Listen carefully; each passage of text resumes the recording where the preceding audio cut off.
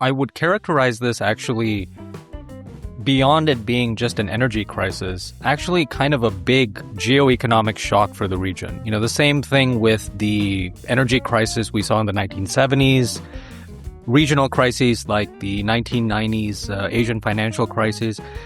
It's very difficult. I think the big focus of Southeast Asian countries ought to be, and I think policymakers are thinking about this, how do you preserve this region as a rare hub for global growth?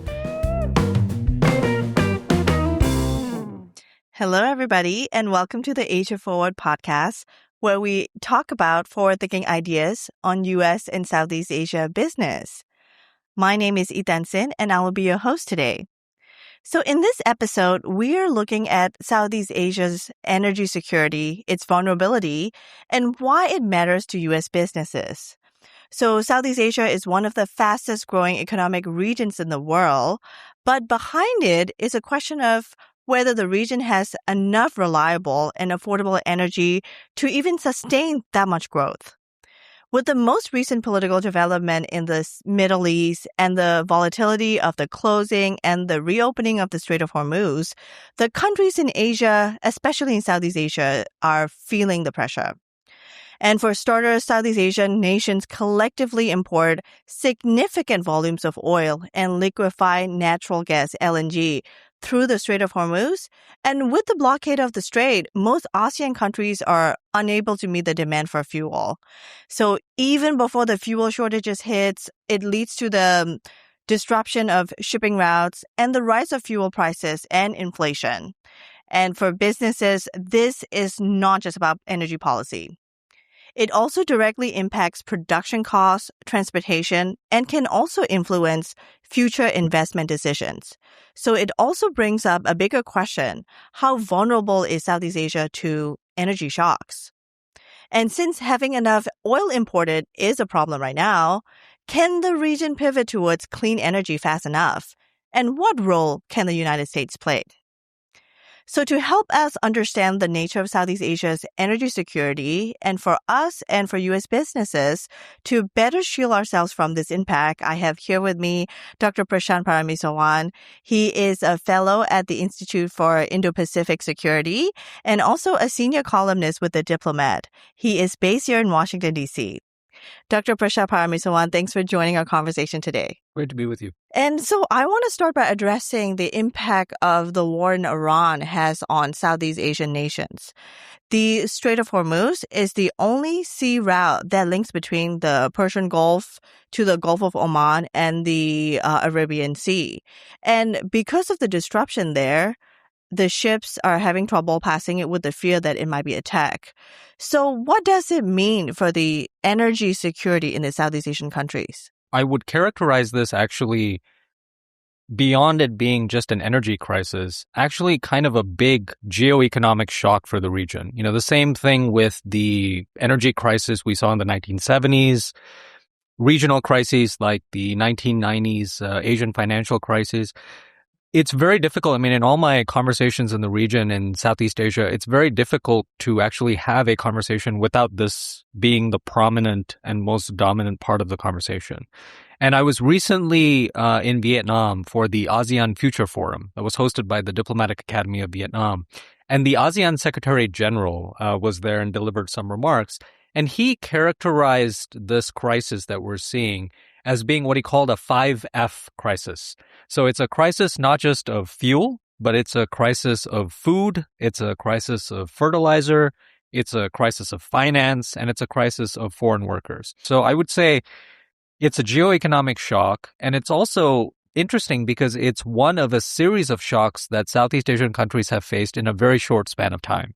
You look at the COVID-19 pandemic, you look at the Russia-Ukraine war, you look at the Middle East crisis that's happening now, it seems like every few years, policymakers are trying to come up with responses to the previous crisis. But before they're able to do that, there's a new crisis on the horizon. That's so unfortunate and well put about the 5Fs. And I want to get more into about that. But before I do that, I want to ask, which countries in Southeast Asia are the most vulnerable to this energy crisis right now? So I would say, you can think about this as kind of a spectrum of approaches. And I think on probably the most extreme end of the spectrum, you would have the Philippines, only because the Philippines is the chair of the Association of Southeast Asian Nations this year. It's a rotational position. And they were the first country in Southeast Asia and actually globally one of the few countries to actually declare a energy state of emergency. Because they What does it mean? What is an energy state of emergency? Good question. I think when this happened, a lot of Filipinos were asking the same question. And when President Ferdinand Marcos Jr. was trying to explain this, he put it in this terms, which is, at least 90, potentially more of the Philippines' energy comes from the Middle East. You also have millions of foreign workers from the Philippines who are actually working in the Middle East. And remittances, if you look at remittances globally, the Philippines is one of the top 10 consistently countries in the world for remittances. So how do you think about all these various components simultaneously? And so we saw this dynamics in the Philippines with respect to how do we conserve fuel, but also you saw notices going in about, government workers. Should we try to make government workers stay at home rather than working in the offices because we can conserve energy? You saw some shutting down of schools, for example, which affected students. And so I think as we were kind of discussing a little bit before, it's not just a sort of economic conversation for governments and businesses. It's actually touched various aspects of society as well. And that's a place where the Philippines has really experienced this kind of across the board. Now, on the one hand, you have the Philippines, it's very dependent, but then you have a country like Malaysia, for example, where, Malaysia, if you look at the net exports and imports, Malaysia is actually a net exporter of energy. So you would think it's less vulnerable. But then if you look at some of the dynamics behind that, Malaysia continues, and the Malaysian government has kind of struggled with this over the years. It issues a lot of energy subsidies domestically that it's doing. And so the impact of the energy crisis is still felt for Malaysia, because if you're trying to phase out these energy subsidies because you want to make sure that you're diversifying the economy, you want to spend more money on health and education and so on and so forth, now you can't do that because you have to provide these protections, and actually some of the companies are calling for even more protections. So I would say across the board in the region, like I said, it's very difficult to think of a country that hasn't experienced this in some way fundamentally. But at the same time, as with everything in Southeast Asia, it's one of the most diverse regions on earth. There's not just one response or one story. Each of these countries are experiencing these in very different ways. Yeah, for Malaysia too, if you're building data centers, you need a lot of energy, water, and fuel as well. Excellent point. And I think that gets to the cross-sectoral nature of this crisis, right? You want to be thinking about not just the impact on energy, but you also want to be thinking about downstream impacts. How does this relate to data centers, technology, semiconductors? How does, fertilizers, for example, have an impact on the agricultural sector, which is still very important in some of these countries, including the Philippines? Yeah, I want to talk about the impacts on the daily lives of people, regular folks. What does this crisis trickle down to the daily lives of the people? I think that's a very important question, because what we certainly don't want to do is to be only looking at the sort of government responses and the elite responses. And as I said, it's very difficult to find a segment of the population that was not affected by the situation. So you look at students, for example, you had school closures that happened. And I think we are not there where we have empirical data to support the observations that we're making.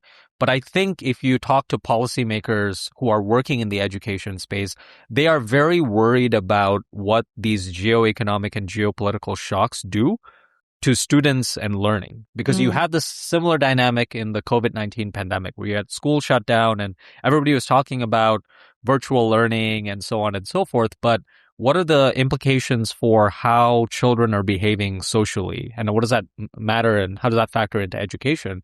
We don't know, but there are lots of worries about what that means. You can look at government workers and how there was an initial attempt to transition some of the government work that was done in government office back at home. But think about the amount of classified data that governments have to deal with and how difficult it's going to be to actually make those transitions. So a good example of this, as I mentioned, the Philippines is chairing ASEAN this year.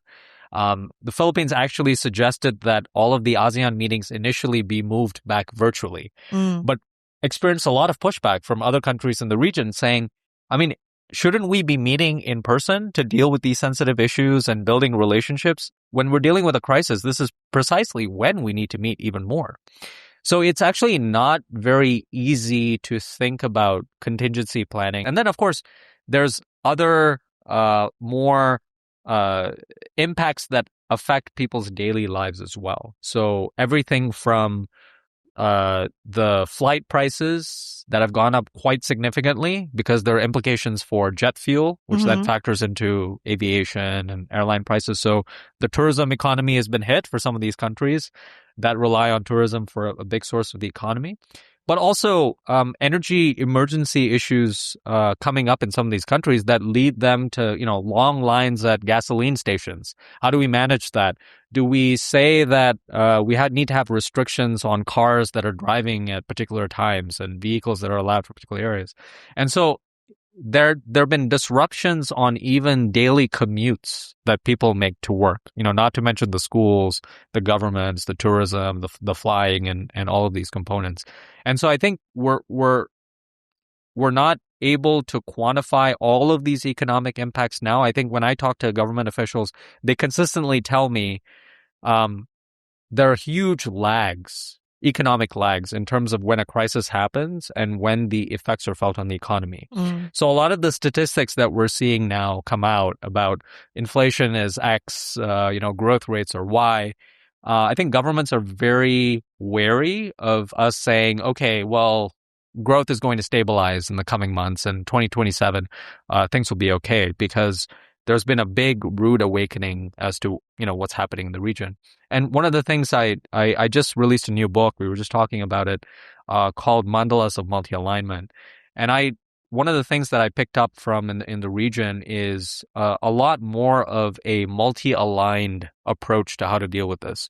So what's a multi-aligned approach? A multi-aligned approach, and that starts at home. We talked about sort of coordinating interagency dynamics, right? So the defense dynamics, the economic dynamics, the finance.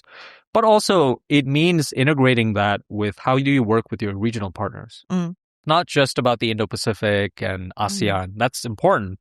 But how do we relate with other regions of the world? The Middle East is a very important region in that respect.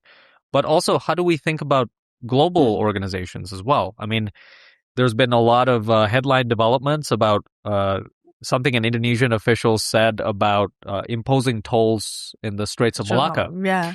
And so you can see it's not going to happen. It's not going to happen. I think there are a lot of quieter conversations, though, in Southeast Asia, a lot of worries about, sure, this is something that's happening over there in the Strait of Hormuz. It's impacting us. But we also need to think about what's happening here. What about our own waters, about freedom of navigation, UNCLOS, maritime law, so on and so forth? A lot of these things used to be things maybe you sort of took for granted. Oh, everybody wants to see freedom. But I think now a lot of countries are speaking out about the importance of this because it's not something anybody wants to take for granted. Right. The Strait of Malacca is really important because it's the key waterway between Indonesia, Malaysia, and Singapore. Yeah. So in the hypothetical situation that that shipping route is disrupted, like the Strait of Hormuz, what could it really mean for Southeast Asian nations? And what does it say about the reliance that we have on shipping routes and not have alternative to that? So can you explore more on that topic about the waterways in Asia and how is that a awakening moment for those of us in Southeast Asian nations as well? So I think the waterways in Southeast Asia, as you point out, it's one of the central dynamics in Southeast Asia. It's one of the reasons why major powers, including the United States and China, pay attention to Southeast Asia because it sits aside a lot of these sea lanes, the Malacca Straits, the South China Sea, and so on and so forth. In fact, China has long had this, what Chinese strategists have called the Malacca dilemma, which is that, we have a huge vulnerability because a lot of our energy is coming through this very narrow channel. And so China is always worried about if there's a contingency, maybe the United States and other countries are going to close the Malacca Straits. And then what's going to happen to China? It's going to be an emergency situation. So it so preoccupies a lot of these countries that they actually think about these contingencies in a very interconnected way. And I would also point out the other aspect of this, which is that when we think about scenarios regarding Taiwan, we don't think enough sometimes about the downstream impacts of this in Southeast Asia as well. A number of Southeast Asian countries are worried if there's something that happens in Taiwan, what's going to happen in the Malacca Straits? What might individual countries do to close off different waterways and so on and so forth? So it's also very important because of that and those dynamics. The other thing that I would point out is the Malacca Straits is a very illustrative example of how if countries don't cooperate together, other external powers will want to do that on their own, right? So a good example of this is right after the September 11 dynamics in the United States actually proposed a maritime security initiative in Southeast Asia to deal with the Malacca Straits. And I think, some of this was, communication dynamics and differences and so on and so forth. But long story short, a number of countries in Southeast Asia, in maritime Southeast Asia primarily, came up with their own series of Malacca Strait patrols to think about the maritime domain in a more integrated way. So I bring that up only because I want to emphasize that it's going to be very important for countries, whether it's countries working bilaterally, working through ASEAN, working with global partners, to come up with ways to manage the situation in the maritime space. Because what you don't want to be happening is, it's one thing if something's happening in the Strait of Hormuz. It's another thing if it's going to happen within Southeast Asia, and how do you deal with that, right? And obviously, this is the Asia Forward podcast, and so thinking about this in a very forward-thinking way, despite all of these disruptions, Southeast Asia is still one of the most dynamic economic stories globally, right? This is the third most populous region in the world. It is the fifth largest economy going on fourth largest economy. And it's got an immense amount of dynamism, some of the fastest growing economies. And so even when we have these big disruptions, I think the big focus of Southeast Asian countries ought to be, and I think policymakers are thinking about this, how do you preserve this region as a rare hub for global growth? Right. Southeast Asian nations and Southeast Asians in general are definitely resilient and very creative in their own ingenuity, way of overcoming hardships. And so for businesses to think about it, right, this energy security highlights the vulnerability that the Southeast Asian nations have with the Strait of Hormuz that is somewhat further away compared to the waterways in Asia. So what can businesses take away from this crisis right now? I think that when you think about these geoeconomic shocks, you can think about, energy obviously is going to have a very direct set of implications. But then the downstream implications for areas like, say, agriculture, semiconductors, data centers, these things are going to actually be a separate conversation from that. But you also want to be thinking, if you are a business and you're working in Southeast Asia, how does this also affect the dynamics, not just between different sectors, but also countries, right? This is a big geoeconomic shock. But you go back to some of the fundamentals that happen in these individual Southeast Asian economies. So Indonesia is extremely big. Countries and businesses are going to want to do a lot with Indonesia. But even before the crisis, Indonesia had a lot of macroeconomic challenges that were happening under the Prabowo administration.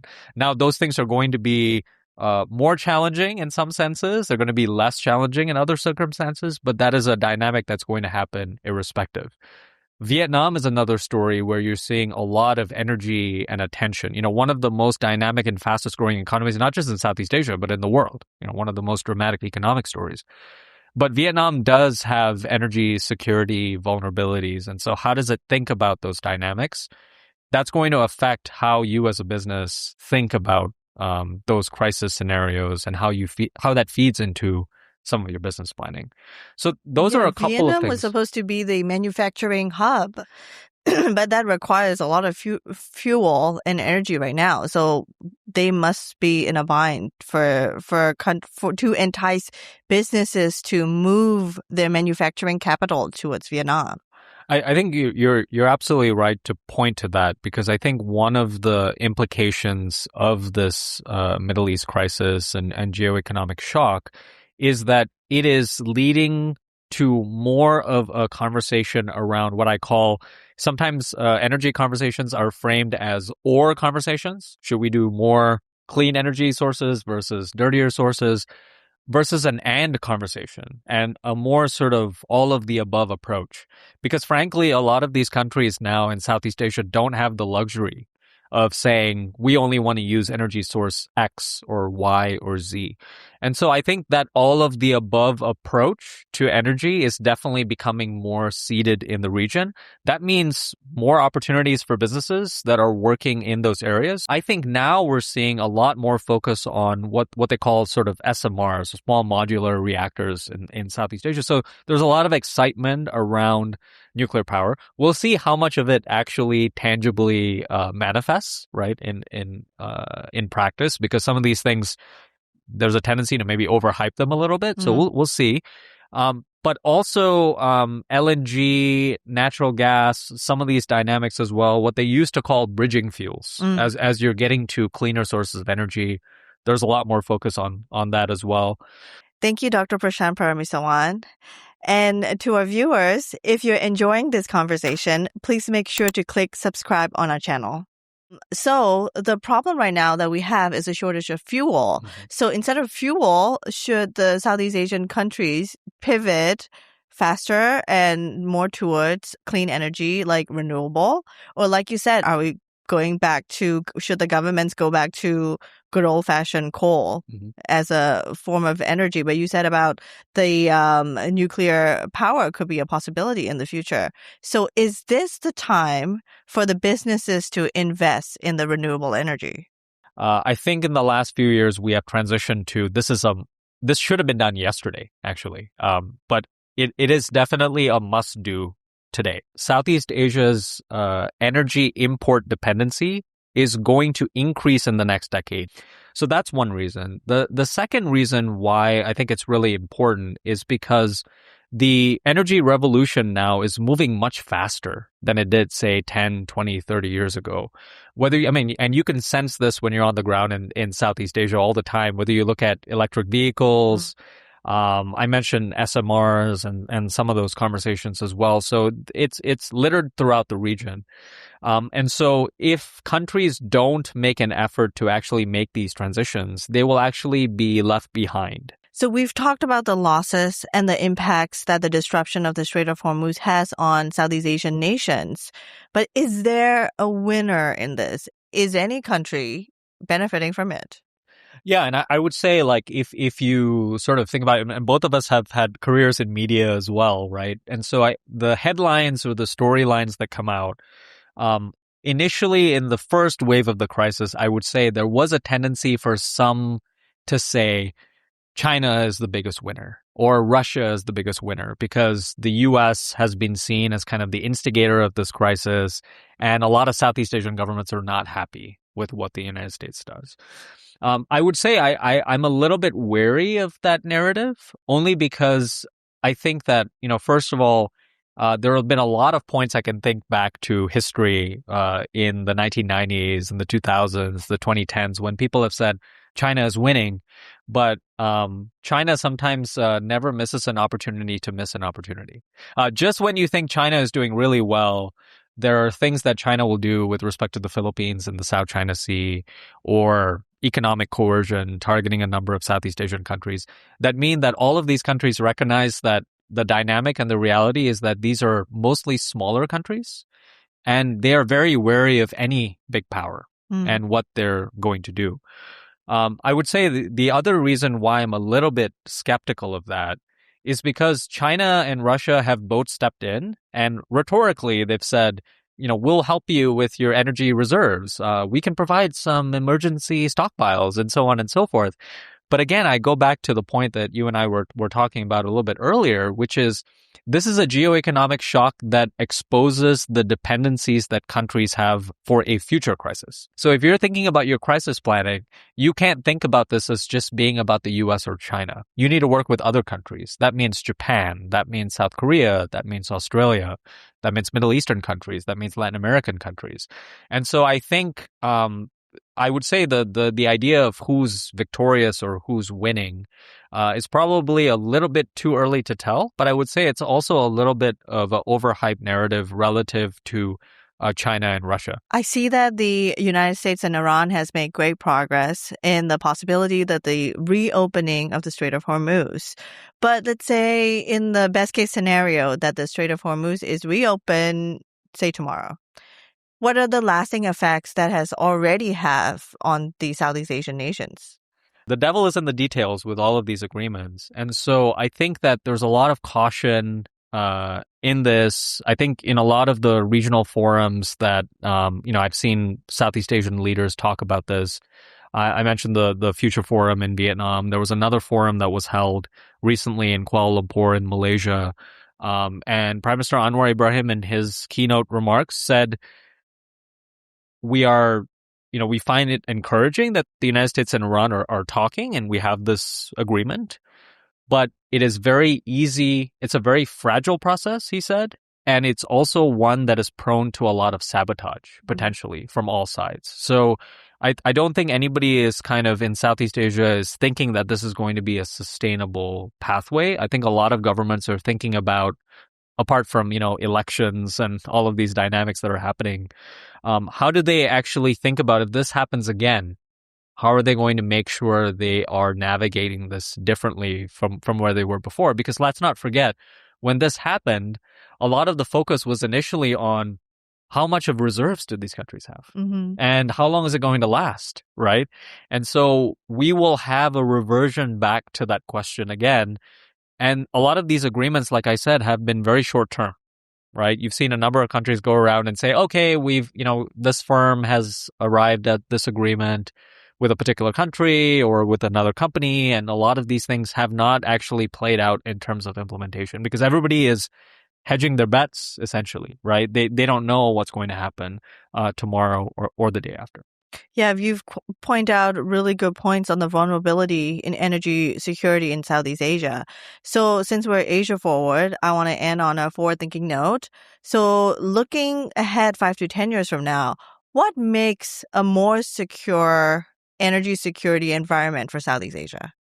I think delivering on a lot of what these countries have already agreed to sort of do, right? I think a lot of the conversations, the special meetings that have been held between these regional countries have been around things like, we've talked about this ASEAN power grid for decades.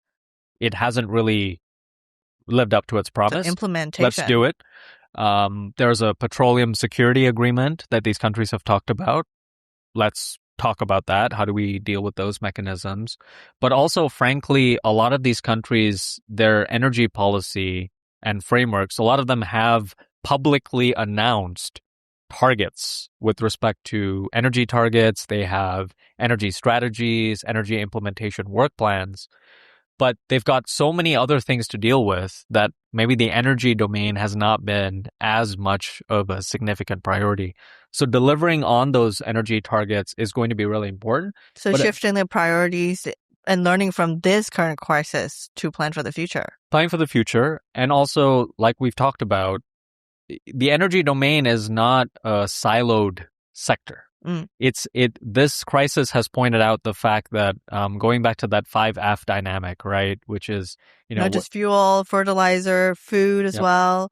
Yep. And thinking through the people, right? Foreign workers and populations. How does it affect students? How does it affect teachers? How does it affect commuters that are going to work, government officials, and so on and so forth? So making sure that your energy policies are nested within a broader and more comprehensive framework, and that you're having an interstakeholder conversation, not just as governments, but also talking to businesses, talking to non-governmental organizations, communities, and so on and so forth. We need to break the siloed mentality that the energy thing is for the energy minister to think about, and the digital ministry is something for the digital minister to think about. And this is much easier said than done, I recognize. But it's going to be very important because for me, the big takeaway is the world is changing. And so countries need to change, businesses need to change, everybody needs to change to adapt to it. Otherwise, you're going to get left behind. Mm-hmm. And what role can the United States play in making a more energy secure Southeast Asia? Yeah, and I think this goes back to, the name of your podcast series, right, which is Asia Forward. And I think the biggest thing that the United States can do for Southeast Asia is to sustain the growth story that's immensely significant in Southeast Asia, right? The second one that I think is really important is what you pointed out earlier, which is the Straits of Malacca, the South China Sea. These are waterways of global significance, not just of regional significance. So making sure that Southeast Asia's sea lanes are secure.